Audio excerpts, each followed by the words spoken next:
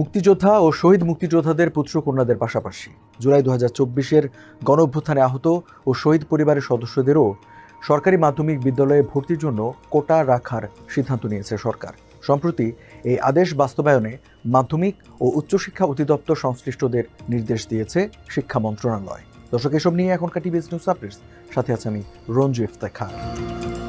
এ বিষয়ে সম্প্রতি শিক্ষা মন্ত্রণালয়ের নতুন অফিস আদেশে বলা হয়েছে, মুক্তিযোদ্ধা ও শহীদ মুক্তিযোদ্ধাদের পুত্র কন্যা এবং জুলাই ২০২৪ গণঅভ্যুত্থানে আহত ও শহীদ পরিবারের সদস্যদের সরকারি মাধ্যমিক বিদ্যালয়ে ভর্তির জন্য ৫% আসন সংরক্ষিত থাকবে।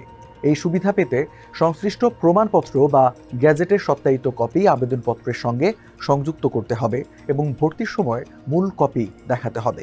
এক্ষেত্রে সংশ্লিষ্ট ব্যক্তির মুক্তিযুদ্ধ বিষয়ক মন্ত্রণালয় থেকে ইস্যু করা মুক্তিযোদ্ধা সনদ বা জুলাই গণঅভ্যুত্থান ২০২৪-এ শহীদদের গ্যাজেট যথাযথভাবে যাচাই করে ভর্তি কার্যক্রম সম্পন্ন করতে হবে।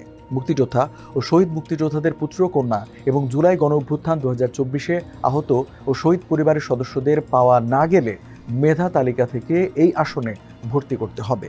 কোনো অবস্থায় আসন শূন্য রাখা যাবে না। আগের নীতিমালায় ভর্তিতে মুক্তিযোদ্ধা ও শহীদ মুক্তিযোদ্ধাদের পুত্র কন্যাদের জন্য ৫% কোটা ছিল। এখন এই ৫%-এর মধ্যে জুলাই গণঅভ্যুত্থান ২০২৪-এ আহত ও শহীদ পরিবারের সদস্যরাও যুক্ত হবেন। দর্শক, এই ছিল এখনকার টিভিএস নিউজ আপডেটস।